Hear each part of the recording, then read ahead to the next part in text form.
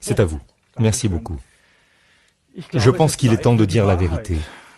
Lors de la crise Covid, l'État a porté atteinte à des millions de personnes sur le plan physique, psychique et existentiel. Il a tué des dizaines de milliers de personnes. Pourquoi ? Parce qu'il a entraîné les citoyens dans un confinement qui n'avait absolument aucun sens.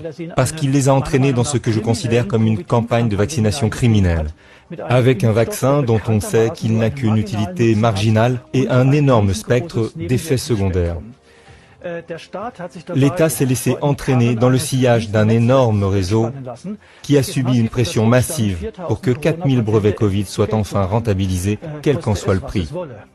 Et ne nous faisons pas d'illusions, le confinement, l'obligation de porter un masque, le harcèlement des citoyens et le dénigrement des critiques n'avaient qu'un seul objectif: créer une pression pour qu'un produit de la recherche sur les armes biologiques puisse enfin être vendu à des fins civiles.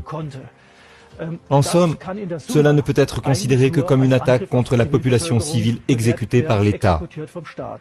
De graves crimes ont été commis à cette occasion, notamment par les ministres Spahn et Lauterbach, ainsi que par les directeurs d'Institut Gilles et Tchitchoutchek.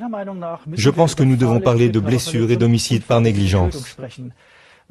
Si nous sommes un État de droit, ces crimes doivent être jugés, car les prochaines attaques de ce type sont déjà prévues et continueront de nuire à notre santé. C'est pourquoi je dis que la crise Covid ne sera pas terminée tant que les responsables ne seront pas jugés.